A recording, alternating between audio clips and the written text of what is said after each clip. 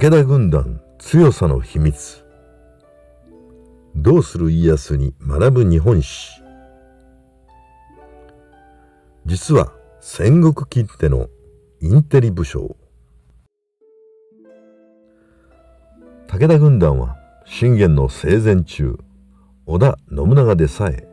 恐れるほど戦場で無類の強さを示した。武田軍団の強さの秘密を探ってみよう。武田信玄は28歳の冬、実は初めて敗戦の経験をしている。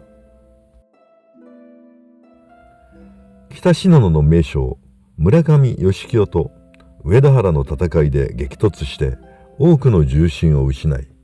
信玄も右腕に負傷して敗走している。村上義清には次の戦いでも敗れ、3度目の戦いでやっと勝利を収めた。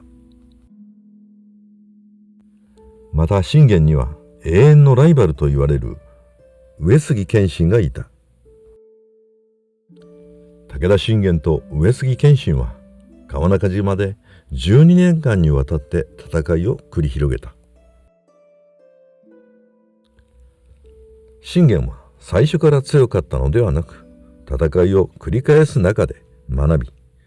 武田軍団を強くしていったのである。また信玄は今川義元や北条氏康と高宗寸三国同盟を結ぶなど外交にも長けていた。四方八方敵に囲まれた山間部にあって、信玄は可能な限り複数の敵を作らないよう努めている。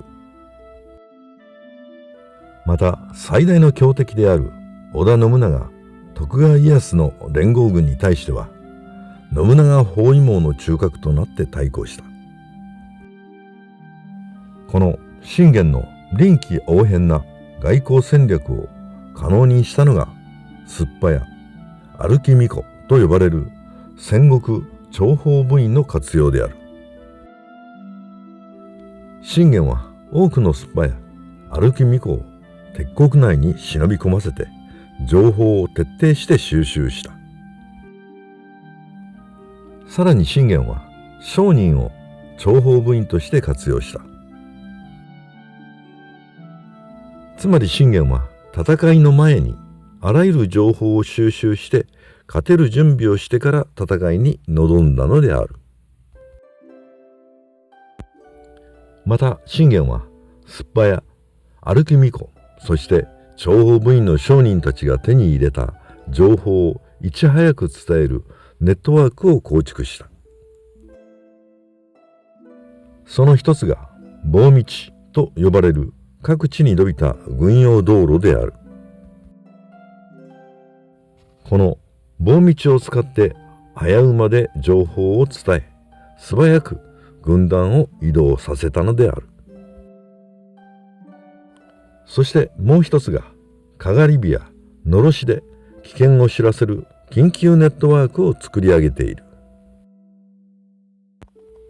山が多い甲斐や信濃という地理的環境を最大限に利用した知恵である。山岳地帯に位置したため、武田軍団の機動力は最大で25000ほどだったと言われている。その限られた兵士をいかに早くスムーズに移動させ、戦場に向かわせるかというシステムを信玄は構築した。そのため敵は武田軍団が数倍もいると錯覚して恐れたのである。武田信玄は幼少期から孫子などの兵法書を学び、大人顔負けの兵法理論を語ったと言われている。信玄はイメージとは違って、実は戦国きってのインテリ武将であったのである。内政においても信玄は有名な信玄堤を築いて農村を水害から守るなどの努力をしている。さらに甲州金で有名な金山を開発して国力を富ませている。信玄が皇室や本願寺と姻戚関係を結べたのも豊富な甲州金があったからである。信玄亡き後、徳川家康は多くの旧武田家臣を召し抱え、信玄の経営手腕を幕府に取り入れた。